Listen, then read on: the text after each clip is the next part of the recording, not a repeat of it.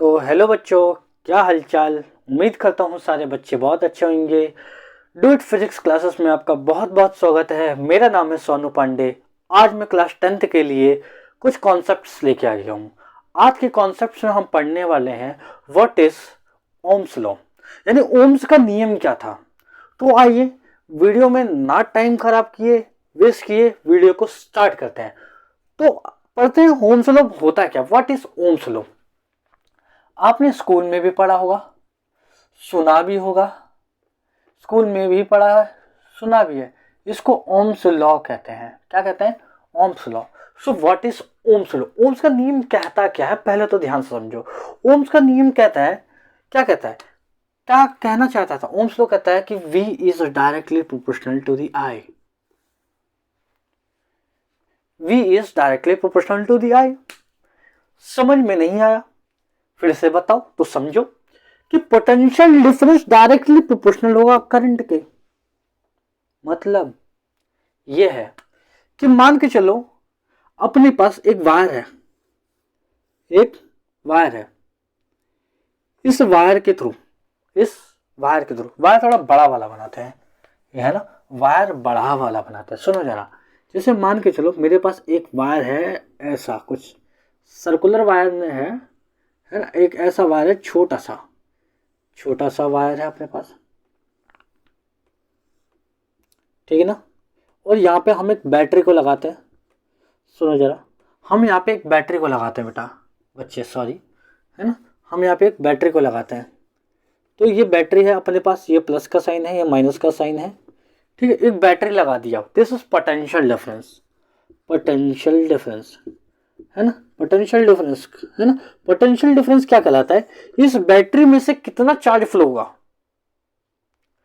जितना भी total charge flow होगा और एक पॉइंट से दूसरे पॉइंट तक आएगा, तब हम उसे बोलेंगे वो है एग्जैक्ट पोटेंशियल डिफरेंस, है ना, एग्जैक्ट। तो ये ऐसे थोड़ा ना सर्कुलर लूप में बस घूमेगा, इसके बीच में कोई तो सोर्स होना चाहिए रहने के लिए।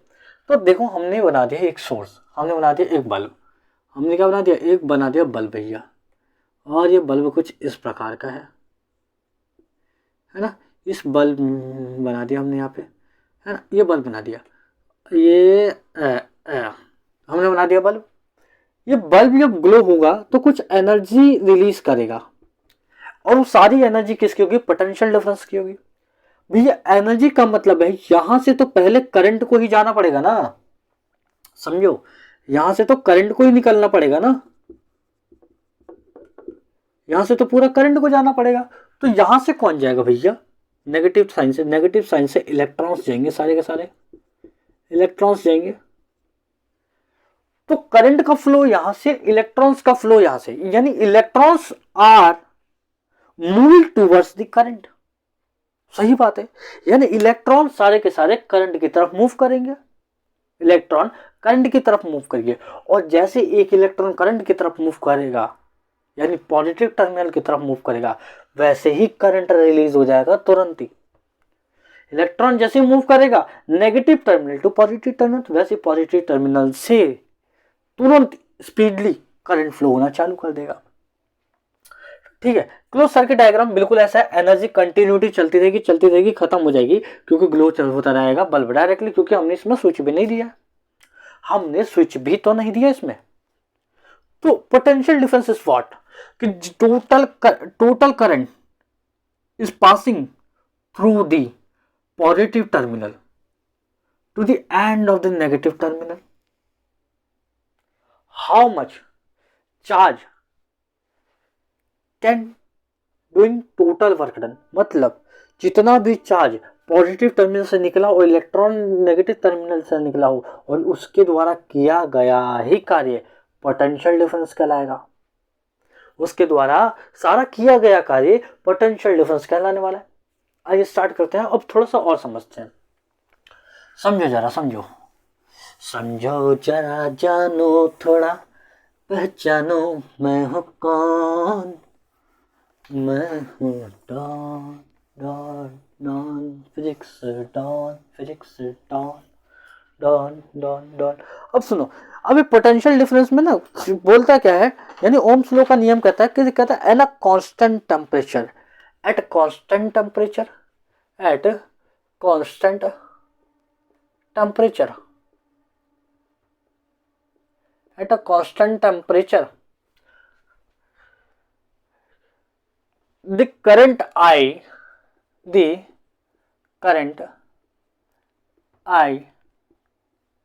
are moving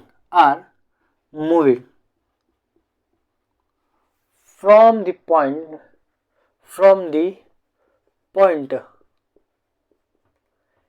A कौन सा पॉइंट होगा, positive terminal, to point B कौन सा टर्मिनल होगा, ये नेगेटिव टर्मिनल। तो पॉइंट ए से पॉइंट बी तक ही जाना, पॉइंट ए से पॉइंट बी तक ही जाना क्या कहलाएगा, है ना। मैंने क्या बोला, at a constant temperature the current I are moving from the point A to B, calculated by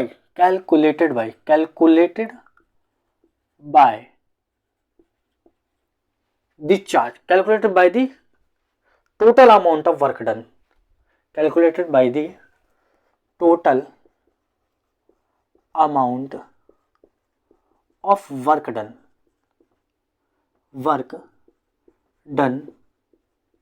when moving a unit positive charge। मैं कहना क्या चाह रहा हूं समझो जरा, मैंने कहना क्या चाह रहा, मैंने क्या बोला, मैंने बोला कि किसी भी एक कांस्टेंट टेम्परेचर पे करंट का फ्लो होना किसी एक पॉइंट से बी पॉइंट, और वो वाला पॉइंट होना चाहिए पॉजिटिव टर्मिनल, और पॉजिटिव टर्मिनल से किसी एक नेगेटिव टर्मिनल तक मूव करेगा, उसके द्वारा टोटल किया गया वर्क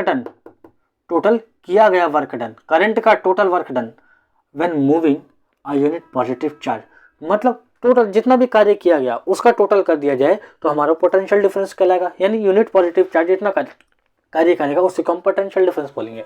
यानी मैंने सीधा बोलना चाह रहा हूं कि potential difference directly proportional to the I. यदि पोटेंशियल डिफरेंस के प्रोपोर्शनलिटी को साइन को हटा देते तो बन जाता है आर, इसकी जगह क्या आ जाता है आर, तो फॉर्मूला बन जाता है V equal to I into R. और यदि V अपॉन आई कर दिया जाए तो ये बन जाता है R। So what is R? R is what? R is a constant, है ना, कांस्टेंट, हिंदी में नियंतांक बोलते हैं इसे, कांस्टेंट। मैंने बोला R एक कांस्टेंट है और इस कांस्टेंट वैल्यू को हम लोग रेजिस्टेंस बोलते हैं। What is this? What is resistance? अब नया चीज आया भाई, ये रेजिस्टेंस है क्या? ये नई चीज आई है, तो पहले समझो। मैंने बोला कि potential difference is directly proportional to the current, यानी पूरा के पूरा पोटेंशियल डिफरेंस जब होगा जब टोटल करंट जाएगा, तो जैसे टोटल करंट पूरा जाएगा तब हम बोलेंगे टोटल पोटेंशियल डिफरेंस, है ना। टोटल पोटेंशियल डिफरेंस गया, जितना पोटेंशियल डिफरेंस जाएगा, जितना करंट जाएगा, हम बोलेंगे टोटल पोटेंशियल डिफरेंस चला गया। और जितना भी पोटेंशियल डिफरेंस होगा वो किसी चार्ज के द्वारा किया हुआ, और चार्ज के द्वारा किया गया टोटल वर्क डन ही पोटेंशियल डिफरेंस कहलाएगा। सुनो अभी समझ में आएगा, इसको नोट करिएगा, है ना। So please pause the video and note it down. तो पता नहीं मेरे को ये दिख रहा होगा कि नहीं आप लोग को, मैं आगे के कॉन्सेप्ट को और आगे लिखता हूँ, ठीक है ना। सुनिएगा क्या कहना चाह रहा है, अब कहना क्या चाह रहा है, आइए समझते हैं। सुनिए, resistance, what is resistance? Resistance के दो डेफिनेशन करवाऊंगा बहुत इजीली। पहले तो समझो टॉपिक क्या कह रहा है। The ratio of a potential difference, the ratio of potential difference, ratio of potential difference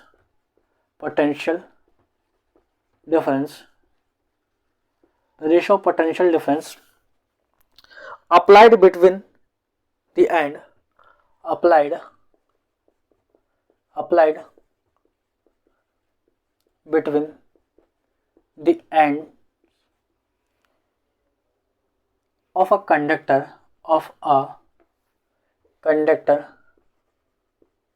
of a conductor and the current flowing and the current flowing through it THROUGHT through it is a constant quantity is called resistance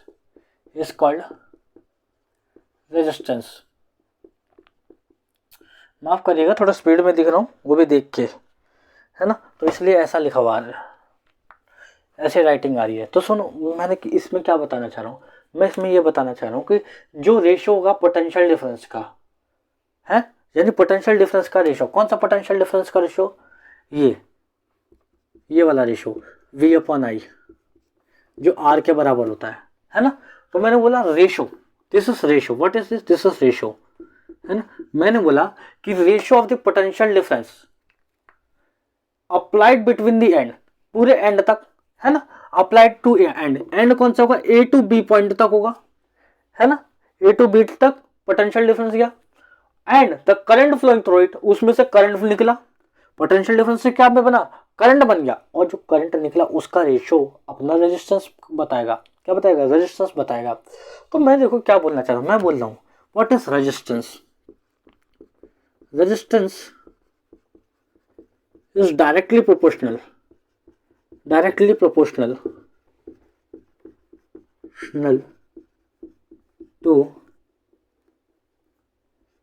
to the potential difference, but current is, but resistance is point number 1, point number 2 डाल देना, इसे बहुत important point है, exam में पूछा जाता है। But resistance is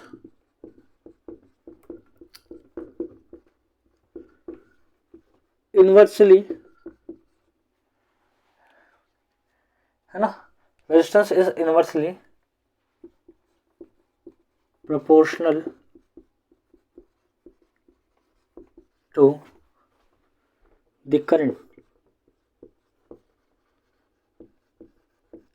मैंने बोला रेजिस्टेंस जो होगा इनवर्सली प्रोपोर्शनल होगा करंट के, देख लो ना, अपॉन में रेशो में इनवर्सली तो है, नीचे ही तो है, और पोटेंशियल डिफरेंस, यानी इसका मीनिंग निकालता है, बहुत बड़ा मीनिंगफुल वर्ड है ये कहने के लिए फॉर्मूला है, बस मीनिंगफुल वर्ड है, बहुत बड़ा ये। अभी मैं इसको बताता हूँ, तो पहले आप इसको नोट करो, पहले नोट क्या करना है, पहले बताओ क्या मैंने बोला, पोटेंशियल डिफरेंस का रेशो करंट के फ्लोइंग के बराबर होगा, जैसे जितना पोटेंशियल डिफरेंस होगा कैसे डिपेंड करेगा, जितना जितना करंट फ्लो होते जाएगा उतने पोटेंशियल डिफरेंस बढ़ते चला जाएगा। मैंने वही बोला कि रेजिस्टेंस पूरी तरीके से पोटेंशियल डिफरेंस पर डायरेक्टली प्रोपोर्शनल है, और मैं वही बोल रहा हूँ कि जैसे जैसे मूविंग होता जाएगा पोटेंशियल डिफरेंस वैसे ही इनवर्सली निकलेगा करंट, मैं यही तो बोलना चाह रहा हूँ। अब सुनो, अब इसके थ्रू ना मैं कुछ बातें बोलना चाह रहा हूँ, है ना, इसके थ्रू मैं कुछ बातें बोलना चाह रहा हूँ। मैंने क्या बोलना चाह रहा हूँ समझो, मैंने बोला, क्लियर दिख रहा है ना, लाइक जरूर कर देना बच्चों प्लीज, है ना, थोड़ा मोटिवेशन मिलेगा। तो आइए स्टार्ट करते हैं कि ये मीनिंगफुल है क्या, इसका मतलब, मैं इसका मतलब क्या है, ये R = V/I का मतलब क्या है, ये समझना बहुत जरूरी है। तो समझो जरा, पॉइंट नंबर 1 मैं बोलना चाह रहा हूं, व्हेन रेजिस्टेंस इज डबल, यदि रेजिस्टेंस को डबल कर दिया जाए तो करंट हाफ हो जाएगा। हाँ, यदि रेजिस्टेंस को डबल कर दूं तो करंट हाफ हो जाएगा, यदि रेजिस्टेंस को हाफ कर दूं तो करंट डबल हो जाएगा। ये नई नई बातें हैं, बहुत अनोखी बातें हैं, लेकिन नई नई बातें, अच्छी बातें हैं, तो इसको समझना जरूरी है। इसको समझते देखिए क्या क्या पॉइंट है ना।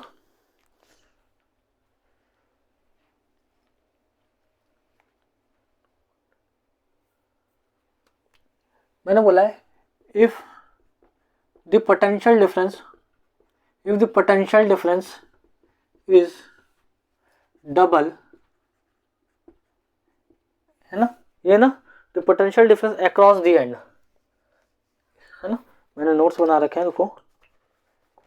Across is potential difference across ACROSS across the ends of a conductor is double। मैं इसका मतलब सुनो, मैं क्या कह रहा, यदि ऐसा हो पोटेंशियल डिफरेंस कंडक्टर पर जाते जाते डबल हो जाए तो मैं कहूँगा कि इसकी वजह से रिजल्ट क्या मिलेगा। रिजल्ट क्या मिलेगा, मैंने बोला कि जैसे जैसे पोटेंशियल डिफरेंस डबल हो जाए then current will be double, then current will be also double.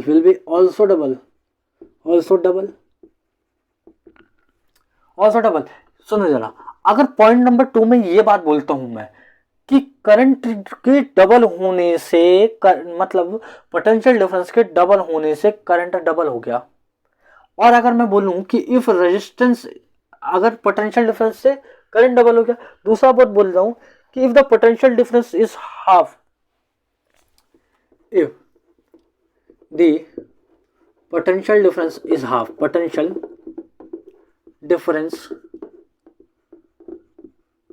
Is half, HALV यहां पे लिख दो हाफ, तो इससे रिजल्ट क्या मिलेगा, मैंने बोला कि जब पोटेंशियल डिफरेंस को हाफ कर दिया जाए तो करंट भी हाफ होगा, है ना, then current will be also half. ठीक है, ये बात भी समझ में आ गई। सुनो जरा, यदि ऐसा हो जाए हमारे पास ऐसा हो जाए कि रेजिस्टेंस डबल हो जाए, if the resistance is double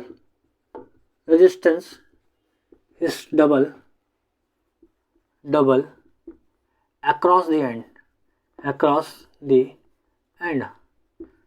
तो उससे क्या फर्क पड़ने वाला, उससे ये होगा कि रिजल्ट हमें क्या मिलेगा। मैंने बोला अगर रेजिस्टेंस डबल हो जाए तो मैं बोल सकता रिजल्ट कि current will be also half. ठीक है, पॉइंट नंबर 4, यदि ऐसा मैं बोल दूं क्या कि रेजिस्टेंस हाफ हो जाए, सुनो, resistance is double then current will be half। if resistance is half, if the resistance is half, तो मैं कह सकता हूं क्या, इससे क्या रिजल्ट मिलेगा, इससे ये रिजल्ट मिलेगा भैया, कि रेजिस्टेंस के हाफ होने से करंट डबल हो जाएगा, करंट इज डबल। ये मीनिंगफुल वर्ड है इसके, 1 2 3 4 रिजल्ट है, 4 के 4 रिजल्ट को नोट कर लो, बहुत इजी है, बहुत अच्छा है, समझाना पड़ेगा अभी थोड़ा सा, क्योंकि आप लोग ऐसे तो समझोगे नहीं, ये तो लिखा हुआ है, आपको मालूम भी तो होना चाहिए है क्या ये है क्या। सुनो, और 2-3 बातें और बताऊंगा मैं इसमें, इसे नोट कर लो, है ना, 4 पॉइंट है, चारों के चारों पॉइंट नोट कर लो, जो करो बेटा, आगे बढ़ते हैं। सुनो जरा, मैं क्या बोलना चाह रहा हूं, सुनो, और क्या बातें बोलना चाह रहा हूं कि व्हाट इज, पहले तो समझो व्हाट इज रेजिस्टेंस, और इसका वर्क समझो, है ना, रेजिस्टेंस का वर्क समझो, what is resistance. So resistance is a device,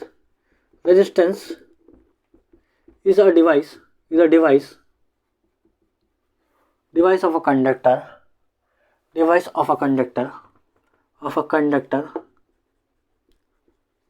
which is used for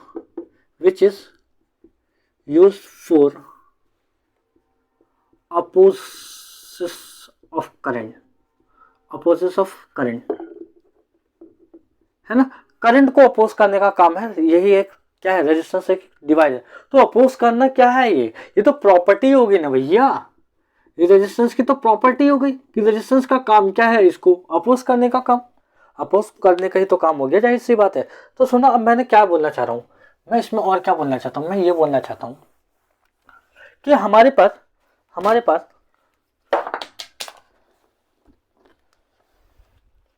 पास एक वायर है।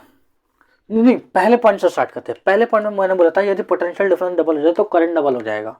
मैंने ये बोला था ना, मैंने बोला पोटेंशियल डिफरेंस डबल हो जाए तो करंट डबल हो जाएगा, है ना। क्या बोला मैंने बोला पोटेंशियल डिफरेंस डबल हो जाए तो करंट भी डबल हो जाएगा, मैंने ये बोला था। और मैंने ये बोला था यदि ऐसा अपोजिट हो जाए काम कि करंट डबल हो जाए, करंट डबल हो जाए, तो मैं बोल सकता हूं कि भाई साहब करंट डबल होने से पोटेंशियल डिफरेंस भी डबल हो जाएगा। तो ये दोनों बात तो एक ही होगी, ये ऊपर वो नीचे, हाँ दोनों बात एक ही है। तो आइए और आगे बढ़ते हैं। मैंने बोला था यदि रेजिस्टेंस को डबल कर दिया जाए तो करंट हाफ हो जाएगा। करंट क्या हो जाएगा? हाफ हो जाएगा, करंट हाफ हो जाएगा। ठीक है, ये पहला पॉइंट मीनिंगफुल था, ये दूसरा था, और ये वाला तीसरा वर्ड था। ये तो था, है ये था ना। अब सुनो, इसका मतलब क्या है कि भाई साहब मान के चलो यदि दो तीन चीजें। So resistance is what? Resistance the property of a material which is use for oppose to the current. कितना मैक्सिमम करंट आ रहा है उसको कम करने का काम करता है रेजिस्टेंस। कितना अपोज हुआ, मैक्सिमम करंट आएगा, भाई घर की सारी डिवाइसेस खराब नहीं हो जाएंगे, काम ही नहीं करेंगे, तो उसको क्या करेगा, रुको जरा थमो, और रोक कर रखेगा बहुत देर तक, बहुत देर तक, है ना। और बहुत ज्यादा हो जाएंगे तो रेजिस्टेंस जल जाएगा, जाहिर सी बात है, रेजिस्टेंस काम नहीं करेगा। तो रेजिस्टेंस मान के चलो, एक रेजिस्टेंस होता क्या है, तो रेजिस्टेंस देखो मैं बना रहा हूं, ये हो गया भाई साहब रेजिस्टेंस अपने पास, ये हो गया रेजिस्टेंस, है ना। तो मैंने बोला कि resistance R, what is this? This is resistance R. What is their property? This is the property of there is oppose to the current in this side of this zigzag. इस zigzag side के अंदर क्या कर देगा वो, maximum current को minimum current में change करके थोड़ा थोड़ा आने देगा, थोड़ा थोड़ा आने देगा। तो resistance is depends fully on the material. सुनो जरा, मैंने मान के चलो मेरे पास एक वायर है, ये वाला, एक ये वाला वायर है बच्चे, है ना, ये वाला वायर है। एक मेरे पास ये वाला वायर है ना, ये वाला वायर है।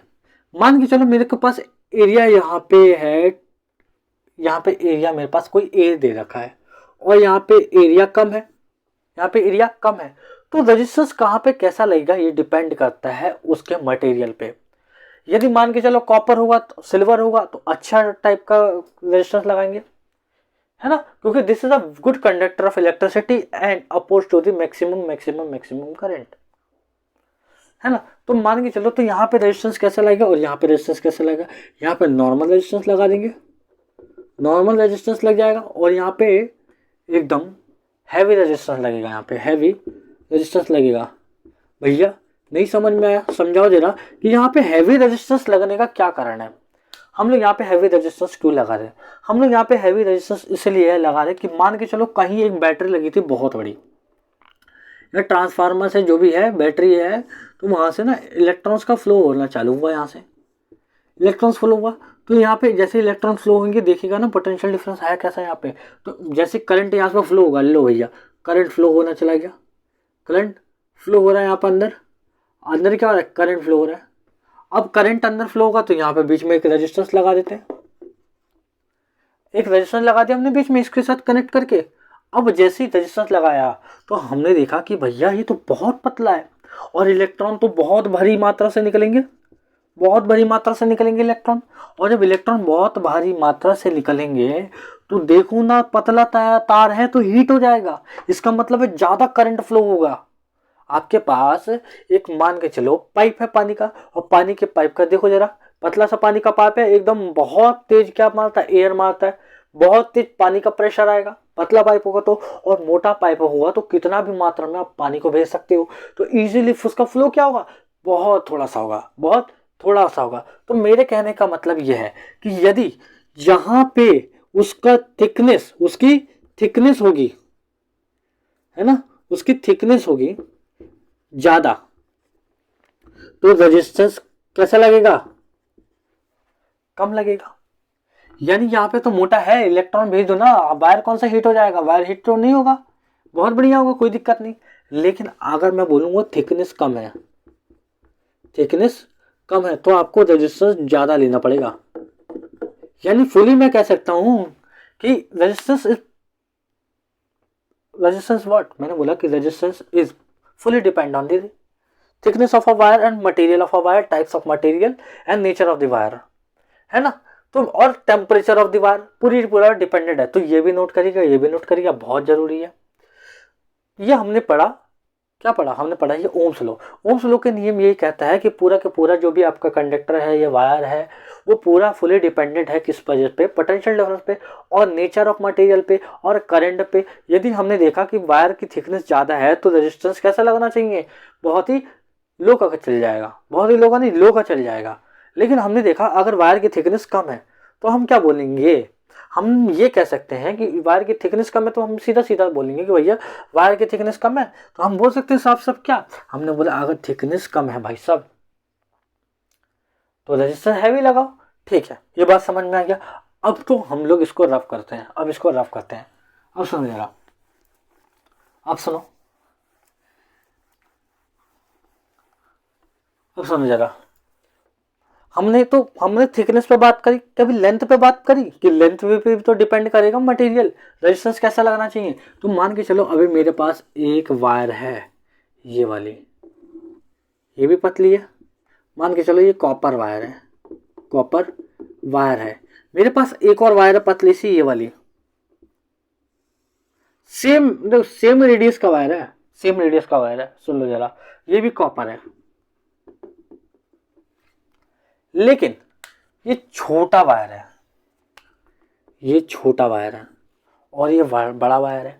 मान के चलो इसकी लेंथ डबल है, इसकी लेंथ कितनी है, डबल है, लेकिन इसकी लेंथ सिर्फ एल है, यानी ये इसके मुकाबले दुगना है। अगर ये 2 मीटर है तो 4 मीटर, ये 6 है तो ये 12 है, ये 18 है तो 36 है, 50 है तो ये 100 है लेंथ पे।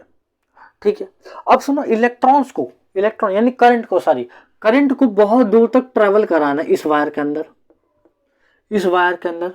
तो करंट कैसे जाएगा, चलते चलो चलो, चलते रहो, जितने भी इलेक्ट्रॉन्स आएंगे यहाँ पे सबको बोलेगा चल चल आगे बढ़, तो ये करंट हुआ, आगे बढ़ो भैया आगे बढ़ो, है ना। करंट को डिस्टर्बेंस होगा जाने दो भाई, करंट को डिस्टर्बेंस होगा जाने तो करंट तो जाएगा, धक्का मुक्की करेंगे इलेक्ट्रॉन आपस में आके, यहाँ पे धक्का मुक्की, भैया हमें तो इलेक्ट्रॉन को यहाँ पे करंट का तो यहाँ पे भेजेंगे तो इलेक्ट्रॉन तो इधर आएगा ना, तो धक्का मुक्की तो होगी, धक्का मुक्की तो होगी।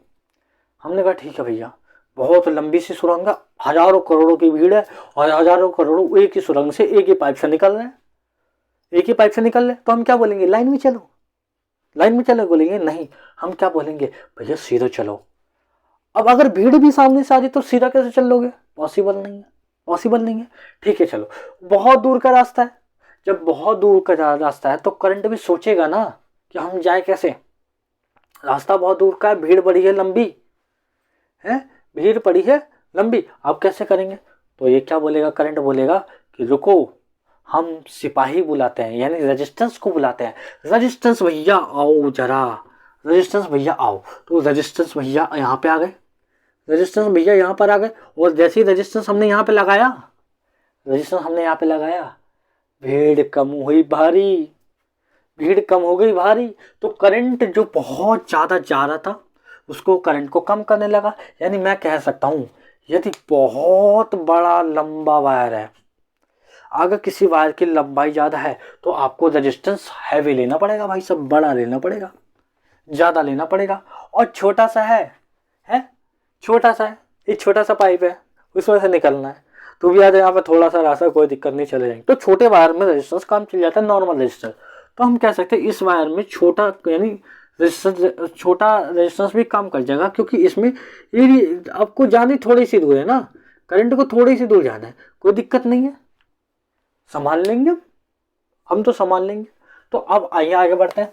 तो आई होप समझ में आ गया होगा। सुनो, अब आगे का पॉइंट क्या कहता है, आगे का पॉइंट कहता है कि मान के चलो ये अपने पास क्या वायर है, ये वायर है, एक और वायर है, सेम लेंथ का वायर, सेम लेंथ का वायर है ना, सेम लेंथ का वायर है, सेम रेजिस्टिविटी है उसकी। अभी रेजिस्टिविटी क्या भैया, रेजिस्टिविटी समझाऊंगा है बाद में। तो पहले इसे समझो कि रेजिस्टिविटी का मतलब होता है सेम मटेरियल होगा तो रेजिस्टिविटी सेम होती है। या ये कॉपर होगा तो ये भी कॉपर, ये सिल्वर है तो ये भी सिल्वर, ये टंगस्टन तो ये भी टंगस्टन।